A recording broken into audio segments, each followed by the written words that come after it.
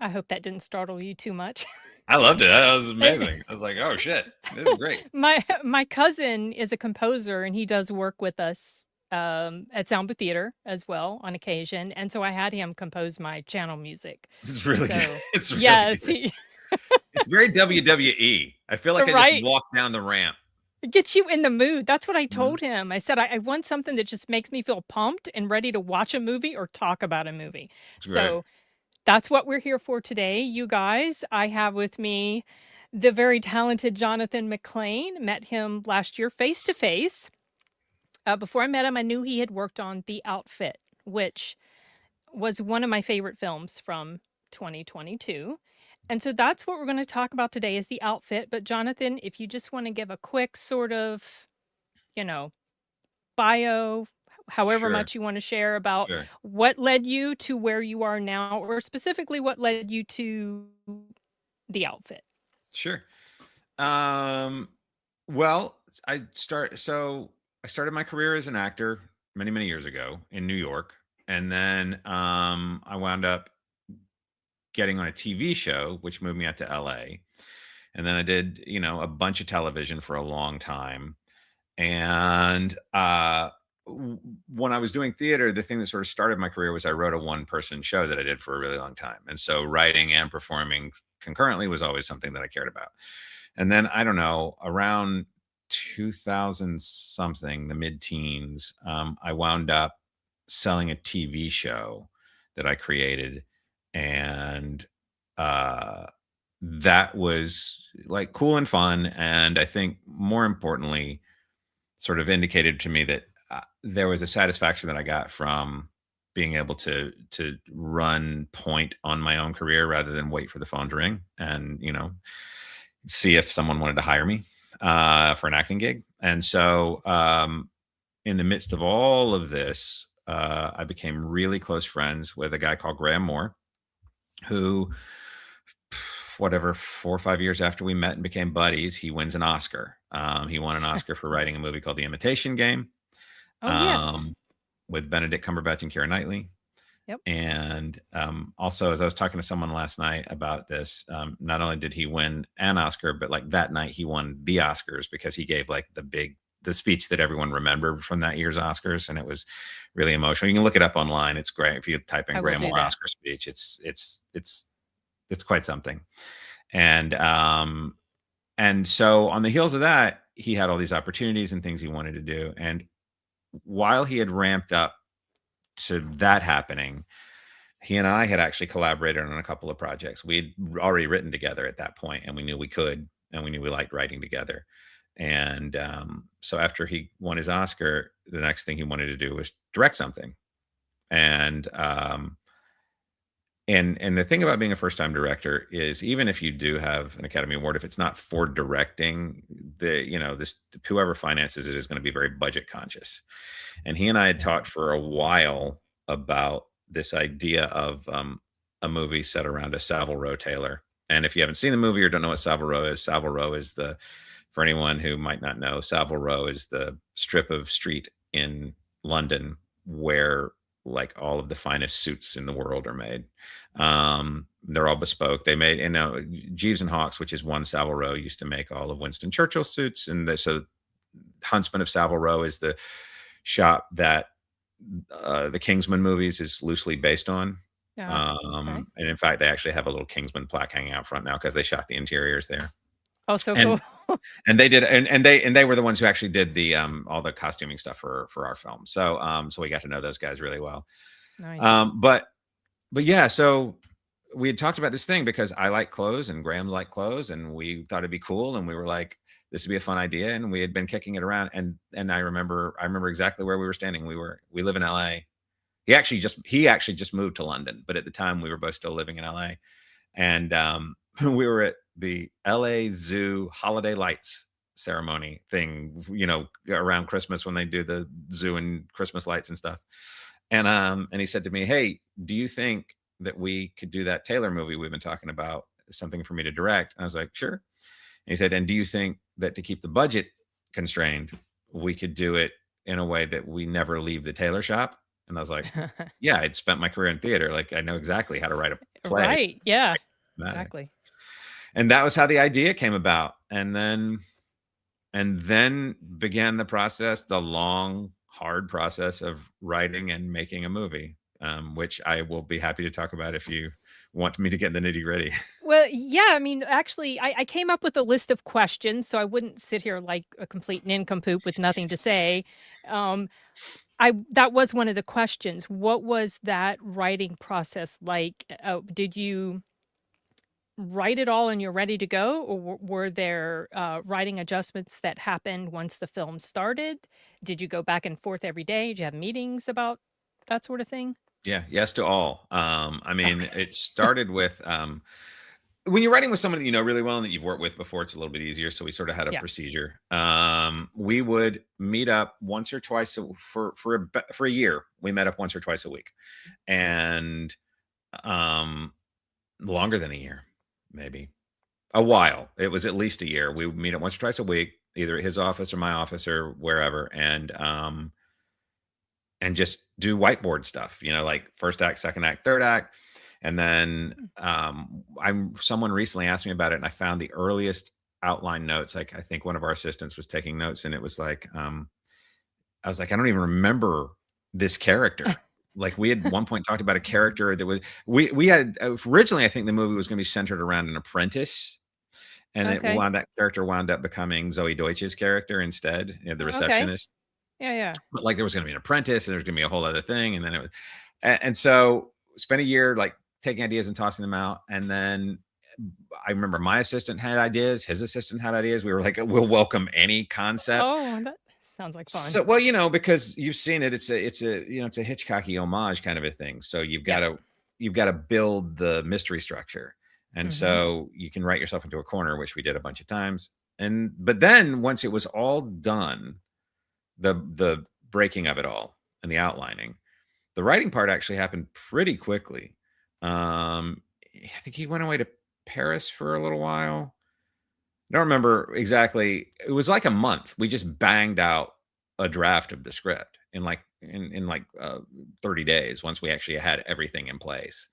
And then we looked at it, sent it to the agents, tried to gauge their enthusiasm level, right? Because that was, you never because in a traditional Hollywood machinery situation, which is the one we were operating in, there's a lot of gatekeeping. So you got to get past people Right. who pass things along. But we already had a producer attached, and not a money person. We didn't have financing in place, just a producer, just someone to help us find the financing and give notes. And I think that's an important disambiguation. I think people think producers put up the money. They don't usually. They just make the movie happen. The Mm. financier is a separate entity. So we had a producer attached, and he gave us some thoughts, and we were like, "Oh, those are good thoughts." And we went back and rewrote the beginning. So again, I think you said you just watched it again. I rewatched it last night, yeah. The Not to spoil too much, but there's the big inciting incident when the two guys come in the shop, and we have to do the impromptu, stitching and so forth. Yes, That yes. that was on like page 2 in the original Oh, draft. so that was gonna be kind of like the hook? The sort We of that was like okay, bam, we're in it. And our okay. producer gave us the note. He was like, it might be interesting to see what just regular life is like. And Mhm. so we agreed. We went back and we rewrote the beginning. And our writing process is kind of like we pass scenes back and forth, and then I'll do passes on his stuff and he'll do passes on my stuff. And something I give Graham Moore a lot of credit for somebody who has an Oscar, he doesn't really have a lot of ego around letting ideas go. If you can make a valid case Solid for case, yeah. why you think something would be better, he'll hear it. um and honestly, there are things he doesn't enjoy writing as much, and I do like writing better. So we'll hand those things off to each other. He really likes the structure and the putting the puzzle together parts. And as a former actor, I really like the character relationship parts. Mm. So the stuff that's a little more intimate and personal is what I get tasked with, and then he'll figure out how everything blends together.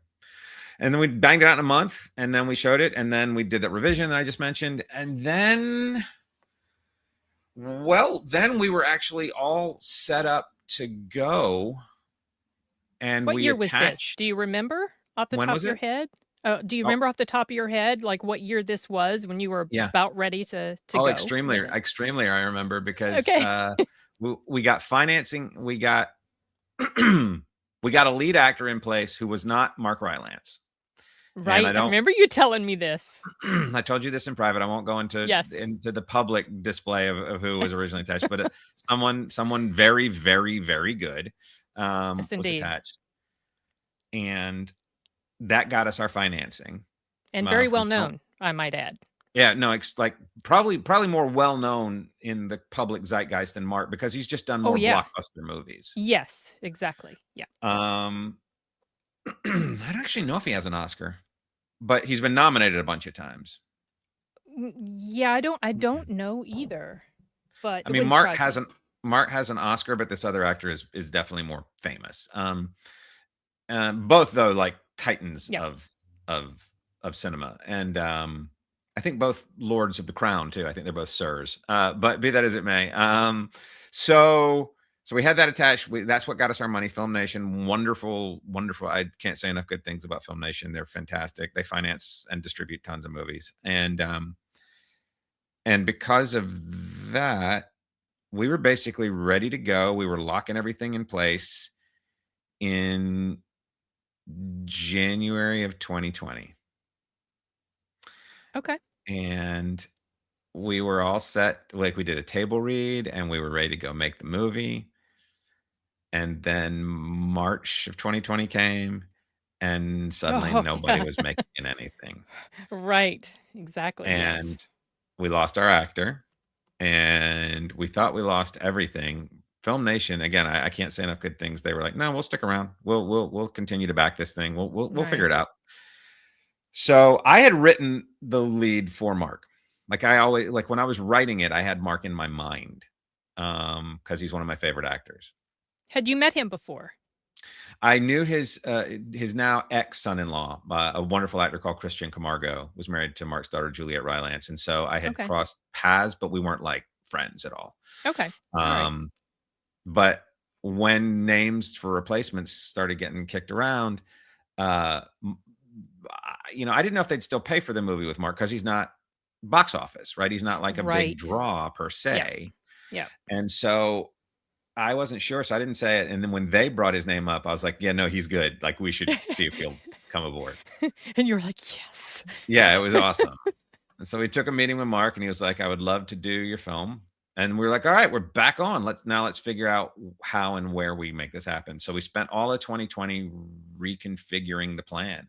There was a moment we were going to go to Iceland Hmm.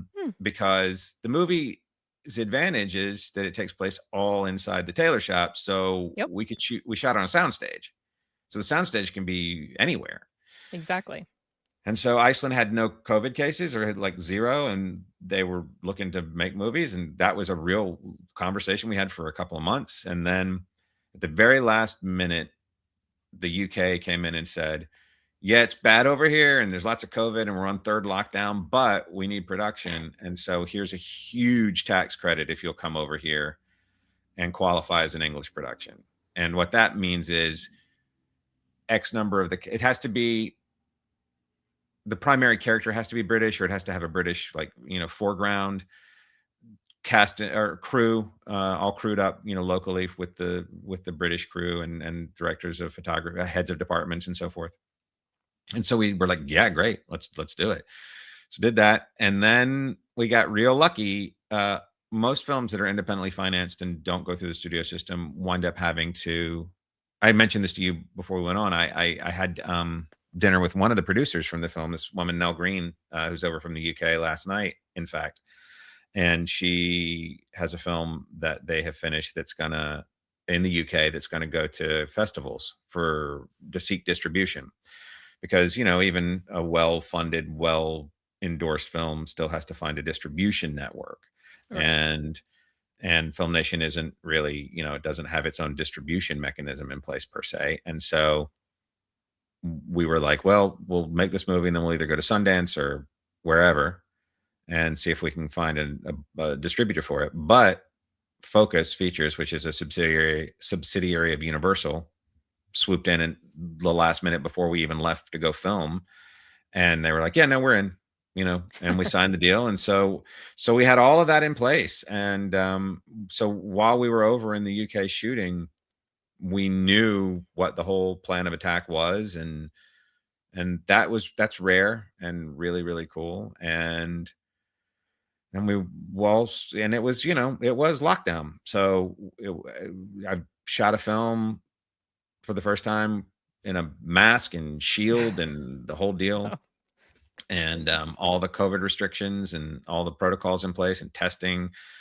daily before you could go on set, and the whole thing. That by the way, like this, our little endeavor to keep the budget constrained kind of blew the hell up once the COVID Yep. costs started getting Right. associated with it. Yeah. But we were there for a couple months.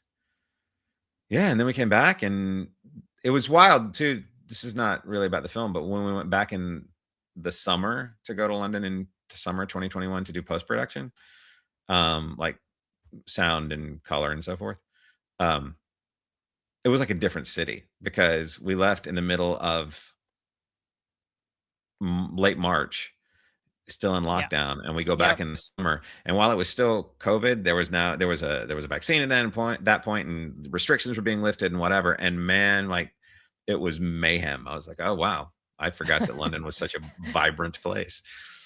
So Yep. that's the whole story of how like the thing came to be. And then we got real lucky, and I say we got lucky that we got a theatrical premiere because so many things go straight to streaming now that we actually we went to Berlin to premiere at the Berlin Film Yep. Festival, and then we actually had a theatrical release. Now, the downside of that was that we opened on the same day as the Batman movie with Robert Pattinson. Oh, I forgot. I went to Yeah, both movies, yeah. but, I forgot that it was the same time. I actually like the outfit more, by the way. Well, thank you. I I mean, it's I a went different to go no, and different I'm not just saying that, honestly, Jonathan, I'm not just saying that. I was underwhelmed by the Batman, and yours, it just kind of stuck out. It was just, like, so, compelling. The characters, I loved Mark Rylance's performance. I told you last year yeah. that I found out later I had seen him in other things, but he just kind of like he just never made an impression on me until I saw the outfit. Hmm, And I noticed him. That's when I noticed him as an actor. And he brings such depth to this character. Just his physical mannerisms, watching it again, and just the little teeny tiny things he does, expressions on his face, the way he holds his posture, his body at certain moments, when things are happening. Oh my gosh, I just adore his character so much. He me did too. such a fantastic job. And I thought that the chemistry between his character and Zoe's character was great. I love the dialogue. I love the little moments between them at the beginning. Something really simple like them folding the kerchiefs, Yeah, and he's I love doing it that scene. very proper, and she just like floop, floop. Yeah, I love that scene. Yeah, it's a real we that's a screenwriting thing, right? Like it's a little, how do we establish this father-daughter, pseudo father-daughter relationship without putting a highlighter on it? And it's like, well, let's find a little physical thing or a little action that they can behavioral thing that can be conducted between the two of them that tells the audience exactly what we need them to understand about this dynamic without, banging them over the head. And and that's one of my favorite. I love that scene. I love Oh, that scene.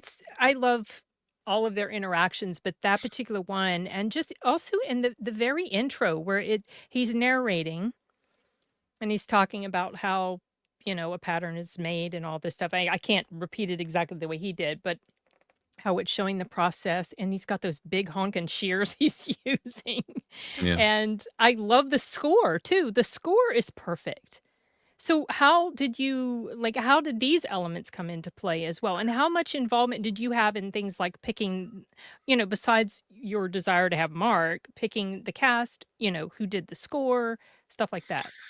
Um, I was blessed with a particularly unique A lot is the answer, and I was given a uniquely generous opportunity to participate in those things beyond what a screenwriter might normally enjoy, Right. because one of my best friends was also directing it, and he and a first time director, and he would say this. I don't feel weird about saying it. I had been on a ton more sets than he. I mean, yes, he was on the Imitation Game set, but I'd been on more just mathematically over the course of my career.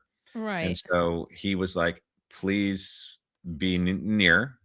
And he was also like, you speak actor. So please feel Yeah. free to give notes.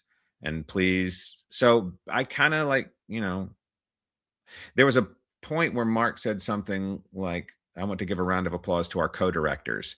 And I kind of was like, sorry. And Graham was like, that's fine. Don't worry about it. I was like, I mean, technically I'm not the director. Um, but I was an executive producer. And so I had a lot of latitude. So as far as the score goes specifically, that was Alexandra Desplat, who I think Alexandra has 17 Academy Award nominations and like 11 Oh wins. my It's goodness. Okay. something like that. It's something like that. And Alexandra had scored Imitation. So we reached out to him, and because it was COVID and nobody was really working, and we didn't really have an Alexandre Desplat budget to hire him, right? Uh, he Yeah. works on much bigger films, much more expensive films, but he agreed to work for way less than his quote because of his relationship to Graham. Billy Goldenberg, our editor, who has become one of my dearest friends, he cut Imitation. He also has 2 Oscars. Again, agreed to work for substantially less than his quote. Um, Dick Pope, who passed away about a year and a half ago, but he was our director of photography. 2 Academy Award nominations, was Mike Lee's DP, worked for less than his quote.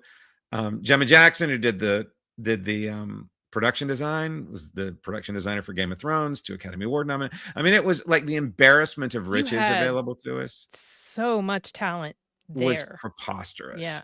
And Yeah. then, like I say, Huntsman and then Zach Posen came in to help with the costumes. Now Zach is the creative director of Gap. So, at the time he was still running his eponymous clothing line, but brand. Huntsman of Savile Row came in and they were like, yeah, we'll do the costumes. Sure. And in fact, Campbell Carey, the wonderful creative director of Huntsman, is Mark's hand double. So when you see Yeah. all the real close-up stuff of Mark doing fine tailoring and detailed work, that's all Oh. Campbell's hands. Oh, okay. Um, Interesting. I never yeah, would have known. yeah. So yeah, I mean, I real and as a COVID production, all the other producers were not in the whatever it was, the yellow zone where Graham and I were authorized. Like me, Graham, essential Oh, you crew mean and like actors, physical where you could physical be zones, on physical set? zones on Okay. the set. Yeah. Mhm. And so, normally you've got producers like come in and saying, flying in notes or suggesting things, or let's try that again, or do we feel like, whatever. And we didn't have that. So we could basically just do whatever we wanted, which was amazing. And then, we also were blessed with a really, like I say, I had dinner with one of the producers last night. Like it was because it was COVID, because it was a closed set, because we were all stuck in quarantine together, because we were all just living in these flats in Wembley. Like it sort of felt more like when I used to do regional theater and you'd go off with a bunch of actors and you'd all be in like actor housing and you'd just be this summer camp kind of a vibe for, a couple months and Yeah. then disappear. Yeah. Like it really felt like that. I think the reason that all of us from that show have maintained close relationships is because we had such a unique bonding experience on it. Like, Dylan, Zoe, Johnny, Flynn, um, I consider them, good friends to this day. And then as far as casting goes, that was Mark we talked about. Zoe was actually the very first person cast and it was always her. She took an early meeting and wanted to do it real bad. And we did a table read at one point before any offers were made. And Zoe was awesome. Like, Zoe's pretty fancy. Zoe doesn't have to audition, and we would never make her audition, but I think she was like, well, I don't want someone else coming to do this table read. So the table read was just so we could hear it out loud. Right. Yeah. But but she was like, no, no, no, I'll show up for free on my own dime to New York and do it, because she really campaigned for it and put herself in a position Wow. to, which was awesome. Um, like Mark coming in, the Johnny Flynn part, the second on the call sheet, we had someone else cast in that role and couldn't get him to get out of an existing contract at the last minute. So we were scrambling, and it was like, who's available? Who's available? And Mark said, do you guys know Johnny Flynn? He's a wonderful actor. I've worked with him. And we watched his movies, and he put himself on tape. And we were like, yeah, he's wonderful. Dylan O'Brien campaigned really hard for his part. Dylan voluntarily auditioned. Like, we didn't ask him to, but he got a copy of the script and pulled a scene and like put himself on tape and sent in his audition. And we were like, this is one of the most charismatic, compelling auditions that I've ever seen. Yeah, he's super talented. He's so like to me, like, I don't, movie stardom is a weird thing that not even movie stars can explain, but it's not possible to understand what it is that makes someone this. But Dylan to me has everything that a major star is made of. And he's a wonderful guy. And then we did have also another actor, not only cast for the role of Roy, the mob boss, but like actually his deal was basically closed. And then he wouldn't come to England because his wife was pregnant and he didn't want to risk getting sick and going back. Yeah, And sure. that was when we were like, okay, who is the best actor who's in London now and can come to work tomorrow? And Simon Russell Beale, after Mark Rylance, is the second most Olivier awarded stage actor in England's history, I think. And has a Tony Award like Mark does, and is just a titan of the British theater. And he had just gotten back from doing some Marvel movie in Australia. And we were like, would he be interested? And he had never worked with Mark before. Like, they, Okay. run in these circles, but they'd never. So Right. we were able to put them together in their very first, like the mini version of De Niro and Pacino doing Heat, acting together for the first time. Like, this is our little micro version of that. So that's how that happened. The fun story, though, as far as casting goes, that I treasure is, we hadn't cast. There's only one other speaking role, right? It's not a big cast. There's only one other speaking. Oh, two other speaking roles. There's Nikki, who's fabulous. Adore Nikki Amuka Bird. But the guy who plays Roy Boyle's bodyguard, big guy. Right. Yes, with the shotgun. He plays a character called Monk. And Yeah. again, we were like, you know what? We'll find someone who can do an American accent or whatever. We'll go. It's fine. We'll do it, and we'll get to the UK. So that was actually my job. Like, Graham was doing whatever, or producers. My job was to watch every tape that came in for that part and cast it. And I had cast it. Found a guy. It was great. I was like, make an offer. And then one of the producers came and knocked on my office door and said, I just got one last tape that just came in last minute. And I was like, what are we doing? I've got stuff to do, and Right. we have cast this Yeah. part. What are we Already doing? looked at so many. Yeah. Yeah. Put the offer out. And he starts back down the hall. And I was like, I used to be an actor. How would I feel if I was like, give me Right. the damn tape. Let me look at the damn audition. Just let me see it. And it was Alan, the guy that we wound up casting. And I was like, oh no, this is the guy. The other guy was close, but this is the guy. Yeah. And if I hadn't watched it at the last second, he would never would have. So like that disciplined me to everything I will do for the rest of my career. I will make sure to honor every single thing that comes across my email inbox.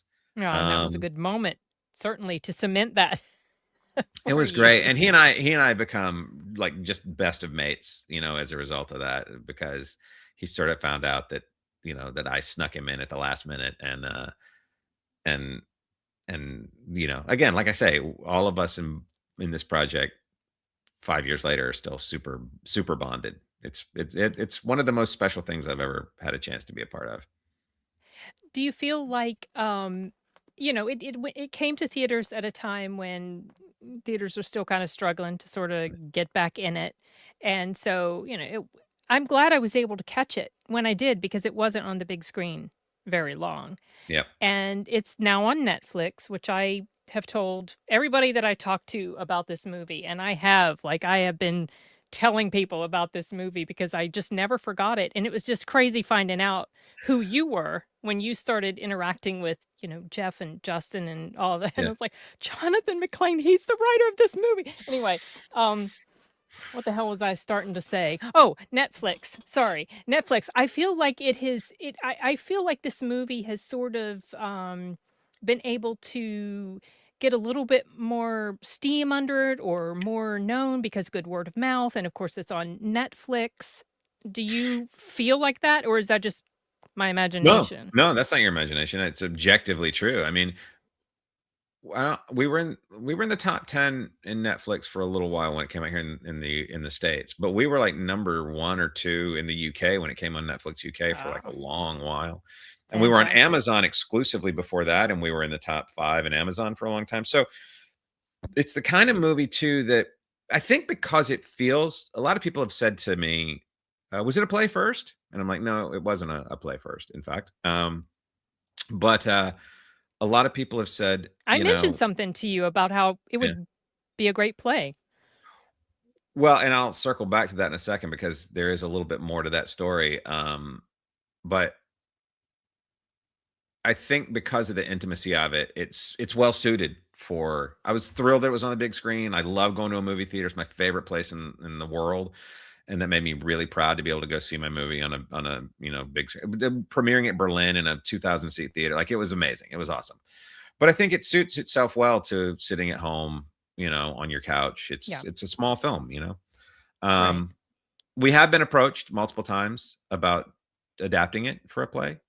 I don't know if I mentioned this to you when I saw you last, but uh, there's some trouble on threading the rights, so that we can get the rights freed up to adapt it as a play. I think you did mention something. That's disappointing.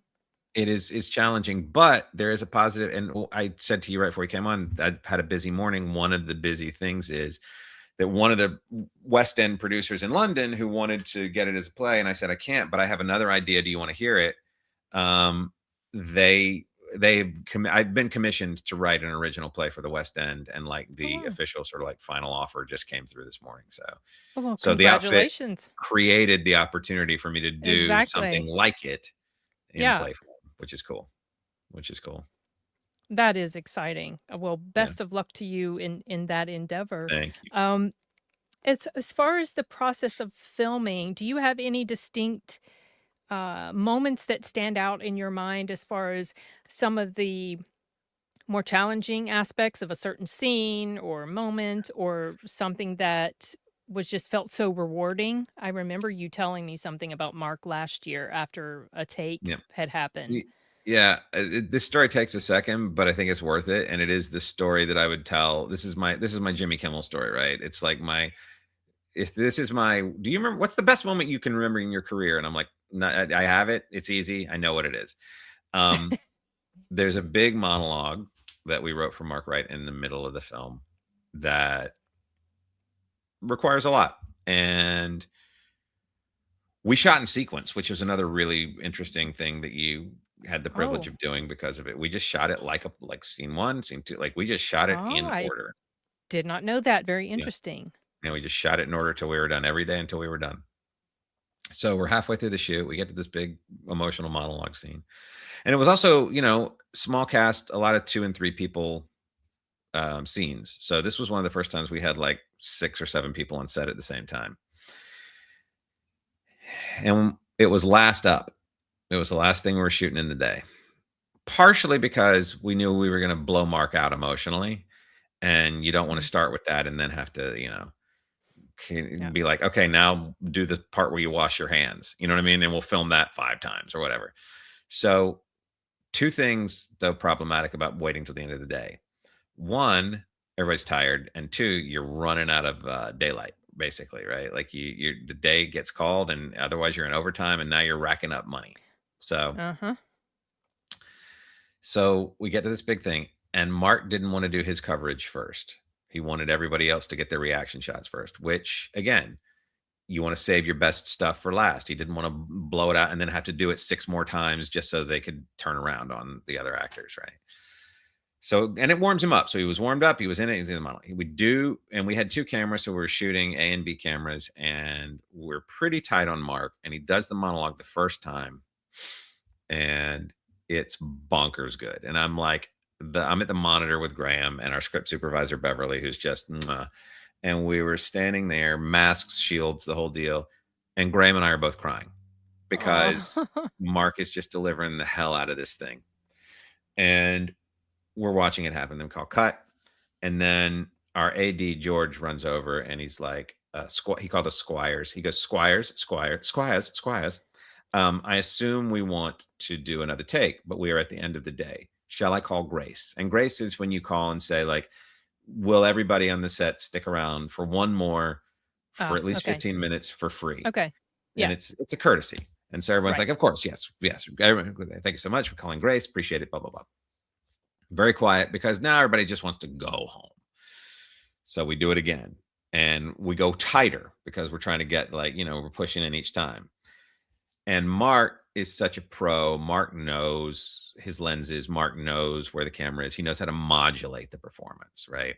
So he's drilling down. He's getting more internal, and we're getting closer, and we're seeing the gear. I mean, it's just incredible. And I'm crying even more. Now there's snot in my mouth from the mask, and Beverly, our script supervisor, sniffling, and then Dick, rest his soul, 74 years old at the time. Not only a DP, but his own camera op. So he likes to sit on the dolly behind the lens himself, not looking at a monitor, but he wants to be the one operating the camera. And he leans over to his camera guy, his AC, his first AC, and he goes, "Get me to 200." Now the 200 means you're going like ECU, like extreme, like getting right in there. Okay. Now a couple things. One, holy shit, we're now pushing in. Like, Dick didn't even wait. Dick just wants to go again and wants to get as tight as he can on Mark because he sees that we're catching magic, right? But 2, we're out of time and money. And so George comes running over and he's like, squires.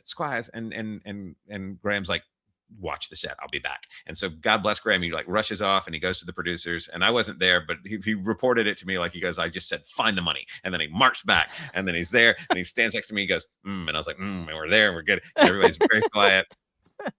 And we pull B camera out because that's it. We're just super tight. One camera on Mark right there, getting the eyes, getting the thing. And Mark is drilling down into the thing and he is giving it. And Graham and I are sobbing and Beverly is sobbing. And Dick Pope, rest his soul, coughs in the middle of the take. Oh, no. And it is pin drop quiet in that room. Everyone is terrified to move. Oh. And you just hear Dick go, "Mark, I'm so sorry." And Mark keeps his 1,000-yard stare and he just goes, "That's all right." And like stays in it. Dick gets a drink of water, puts the water down. He says, "All right, sit." And then Mark like imperceptibly goes and finishes the monologue. And then we call cut, and it was just like, and then people, and it was a weird energy because it was like, we're late and everyone wants to go home. We need but also we just all watched something extraordinary happen. Yeah. And people are hugging Mark and, give good job, old man, and all that kind of stuff. And his assistant gives him his tea and he's sipping his tea and he works his way past everybody and he finds his way to me. And he pulls the shield off and he pulls the mask off. And he goes, leans in and he goes, "Too big?" I was like, "No, Mark, it was good. You're a good actor and you did good acting." And he gives me like a little kiss on the side of my cheek, like thanking me for writing this thing for him, and then goes. And I got home, my wife, Laura, I called my wife. Yeah. So we're getting done. It must have been 1 in the morning in LA. But I called her and I Oh, woke her up okay. and I was like, I have to tell you this thing that just happened that is not only was the whole experience extraordinary or whatever, but like I revered this guy. I wrote this part for him. I was an actor. I came, for him to then like take all of that and bring it to me and ask me basically, were you happy with what I did? Did it feel good? Right. And Like to he trust me wondered. with the Yeah. question and the whole thing, it meant I mean, it was great. So yes, that story is the one that is particularly meaningful from that shoot. Oh, of course. I remember you kind of told me a more abbreviated version of that last year, and I Yeah. just thought that was so touching and sweet. I mean, I guess in my brain, he did such an excellent job in this role that that's now who I see him as. He Hmm. is now this Hmm. and I'm sure he's totally not, but that's how talented I guess he is He's because something. I saw him later in another movie called Bones and All, Oh yeah, he was telling me totally about that. Yeah, I different. remember. Yeah. Oof. Yeah, Yeah. Bones is it was a wild. completely different type of yes, it is. Don't ever watch that movie if you're eating something. I That's made the true. mistake It's true. of, eating my supper while I was, Oh screening no. the No, film, and that's that not was it. a huge no, I big mistake, but he was in it, and, of course, I had already seen the outfit, so I was like, "Oh, Mark Rylance," and so now when I see him, it's like, "Oh," I just have all these great feelings about him as an actor, specifically because of this story that was told for him as an Mhm. actor.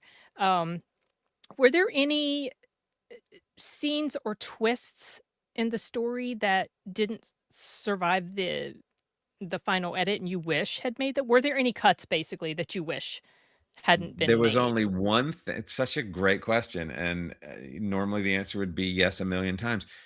This Yeah. script survived everything. There was the only thing that happened in the edit bay that is not in the script is there is a scene where Mark Rylance is manipulating Dylan O'Brien's emotions while Johnny Flynn is out doing something, and then Okay.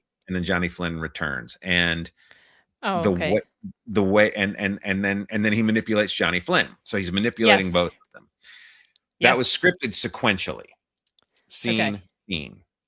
And we got into it and thought this feels a little static and it feels like we're now just bookending, and so we chopped that up. So it's like we see him doing some manipulating here, then cut out of time to the Mhm. future where he's manipulating here, then cut back into the and then cut back, and then we blend the two moments and timeline it back into order again. That was like the only thing that we did to make it a little more cinematic. Oh, actually there's one other thing, because I remember the day we realized this. We were like, what else can we do to take advantage of the cinema of it? And there's a couple of scenes where like Mark is he's like sleeping and he hears somebody, and what's like, well, we're pushing in close on a sleeping face. What is he dreaming about? And there's a recurring fire image. And so Yes. I Yep. remember saying to Graham, why don't we drop in fire? And he's like, to what end? And I was like, to this end. Let's cut to shots of the shears doing things when scheming is happening. And so occasionally throughout the film, random shots of the shears cutting things will punctuate scheming moments. And when Mm. drama or tragedy is happening, or there's something that needs to be summoned forth by this fire metaphor, we drop in images of the fire. And I remember Graham just being like, yes. And so we didn't, because it's a pretty straightforward film. There's not like a ton of allegory in it. It's not magical realism or anything. It's like it all happens in the real world. And Yeah. but that was one of the things that was like, well, let's see if we can find moments to sort of accent what might be happening in this character's brain, and we'll symbolize those accents by the fire and the shears metaphor visually. So that was like another thing we did. But in terms of like the stuff you hear about with movies, that didn't make it. It was left on the cutting room floor, blah, blah, blah. No, basically if I send you the script, I'll send you the script. Like every word Oh, in the I'd love script, to see that. Yes, every word in please. the shooting draft is on the page. Is every word on the page is on the screen. Yeah. Oh, okay. Yeah. Something that I really wish had been done for the Blu-ray release of this is Mm. an audio commentary. I really miss Yeah. that that's not on there. Yeah. Um, It would have been, it would have been cool. I mean, like, here's the brutal reality. It did okay, right? Like, it did yeah, okay. The movie kind of made everybody's money back, but it wasn't like a hit. And so to yeah. bring us into the studio and to do that and to special press that costs money. It's And cost prohibitive, yeah. yeah, and I mean, it's Sure. not like, look, let's be clear. It's Hollywood. They have the money. They're doing I know, fine. right? I know, But right? but Okay, come on, just, a little bit, just a little, because one of my favorite things about Blu-rays is the audio commentary. I have always been fascinated with what is behind the scenes, what yeah. goes into making this story and bringing it to life. So I love hearing all the little stories about what was going on here and just different things about the actors, different things about the sets, and this and this and this. So it's just, I was very, I guess this is the closest we'll get to something like an audio commentary. So I appreciate Maybe you doing. someone can just put this on as a parallel track in the background while they're There watching the you movie go. and listen to There this you go. conversation. Exactly. Something that I had forgotten about the little fire scene that you're talking about when he was dreaming. So this was early on in the film, and you didn't really know much at all yet about him, his background. And that's kind of like a little bit of a teaser. Oh, Yep. there's something deeper and darker in his background than we know. And then we get this is fed to us little by little when you pick on things like when he's manipulating those two characters. Oh my goodness. And he's so good at it. Yeah. He's incredible. Yeah, just so Dylan, when he this question popped in my brain when you were talking about his audition tape earlier. When he sent in his audition tape, did he have that same dialect that he used for this film? The Chicago. Yeah, Yeah. the way he talked. Yeah. Yeah. Okay. All right. So he knew what he was doing. Yeah, he very talented. He's the one actor from Teen Wolf that remained my favorite because he's so freaking talented, and I've seen him in a bunch of different stuff since then. Have you seen Twinless? No, I haven't. I haven't. Okay. I haven't. That really shows off his skills as a solid dramatic actor. If you can get past certain scenes that are shown, because I'm not a fan of certain types of scenes in movies, but he's great. I do recommend that if you I'll if, get if to it. certain, yeah, Yeah. he's so good. Um, there was another question I had also. Well, I have multiple different ones. Some you've already answered, so I'm not going to try to like go into them again. But is there one line from the film that you feel the proudest of writing?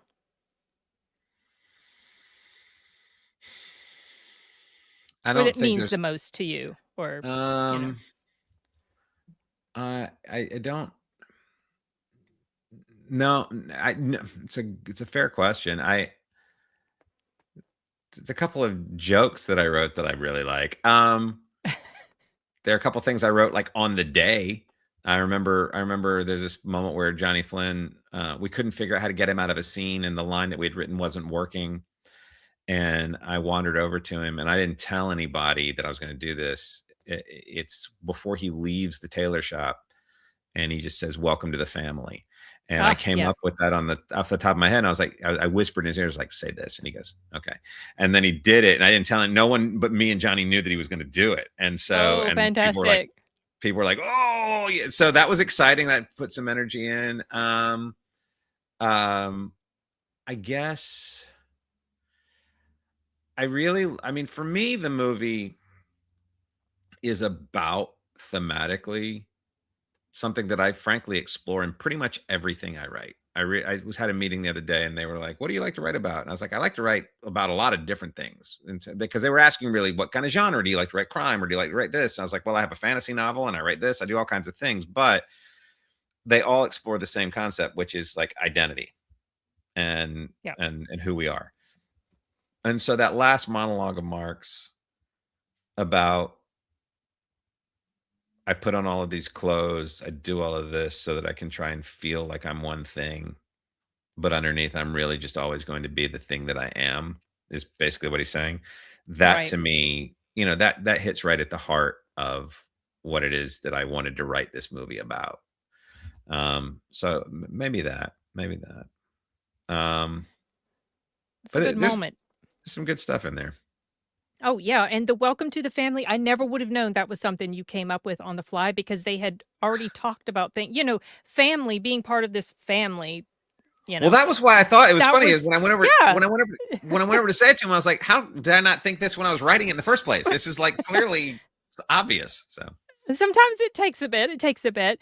Something else I really appreciated about these characters that even though, um, several of them are bad dudes, they're not good people, but they are written in such a way that they don't come across as caricatures of what they're supposed to be. Even the father, that little conversation that they have, when he's talking about tools, yeah, yeah. I love that moment. Because the point he was making, it was like, "Yeah, I can kinda see what you're saying about that gun being this I tool that you're using." I'm glad that comes across because yeah, I mean they're all anti-heroes at best. And Mm, the fact, but when you're writing, this is what I love about writing characters is it's true of playing characters too. Like you can only write a character and you can only play a character if you don't judge the character.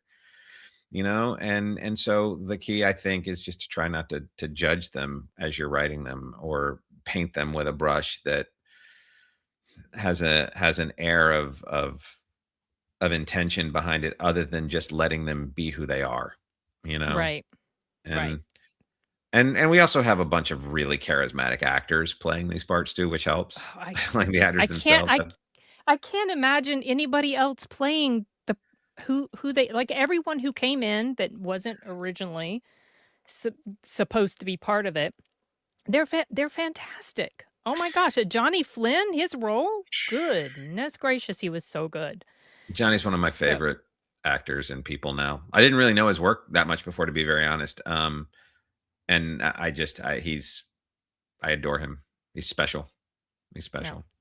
You gathered a great group of people and gave us something really unique and interesting. And I appreciate you taking the time to. Oh my goodness, we got I got some people that have popped in. Some of my YouTube, but one of my fellow YouTube buddies wanted me to tell you how much he loved this film.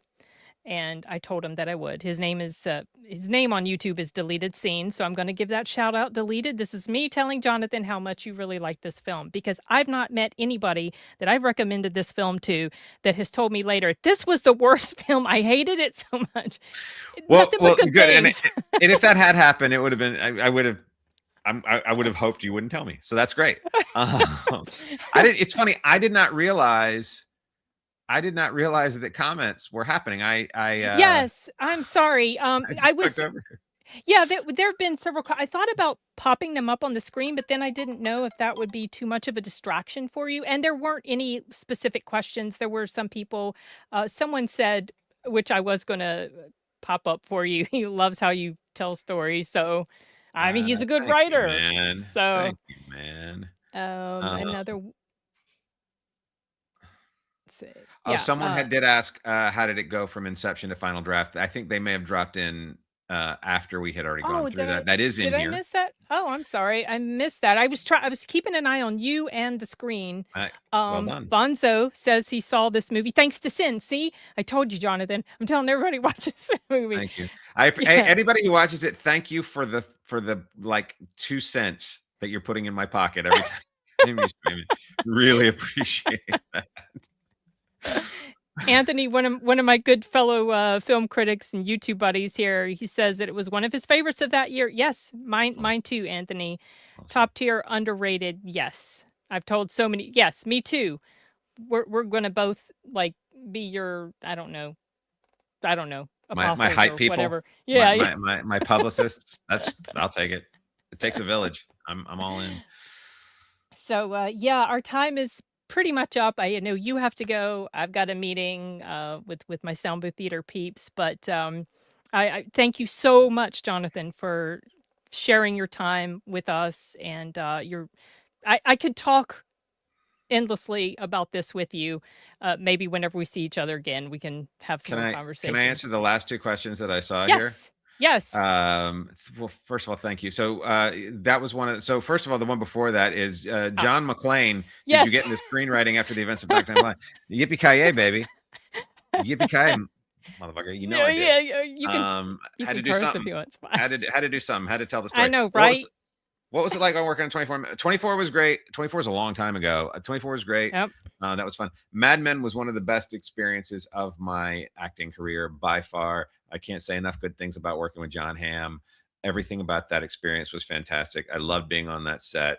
It was like a huge privilege. And I would, if John called me today and was like, come be a stand-in in my next whatever, I would do it in a heartbeat. So Well, I'm there you go. surprised you weren't in Gail Daughtry and the Celebrity Sex Pass, because Zoe and John, and then John Slattery were both in that. They were all in that, and I thought of you the whole time I was Again, watching it. on my phone. Where's my phone? My phone's available. Ring me up. I'm here. I'll do. I wouldn't have I'm had. game. I wouldn't. I don't know. I'm glad you weren't. But anyway, whatever. I thought of you while I was watching that film, because I recognized these people that you knew, that you had worked with. Yeah. So I think there was a. Procto says he's definitely going to check it out. Yes, you Thank must. you. It's available. Thank you. Netflix. Watch Thank it. you. Watch it. You were so good in your scene. Thank you. Well, he's good. He was also in The Outfit, but he has a non-speaking part. I did. I gave myself a cameo. I gave myself my Yeah. Hitchcock cameo. Yeah. Yeah, there you go. Yeah, yeah, well, I loved 24. Really, really loved that show. But okay, yes. I will go ahead and close this out for now. Thank you so much to everyone in the comments for your questions, your comments, for hanging in there. We had quite a decent chunk of people watching, and hopefully there will be more on the replay, because I'm glad I did this as a live stream instead of just an interview, so we could have some interaction with the audience. So thank you again, Johnathan, so Thank much. you. Thank you. And I'm going to go ahead and hit end stream, and we'll see you guys later. Bye.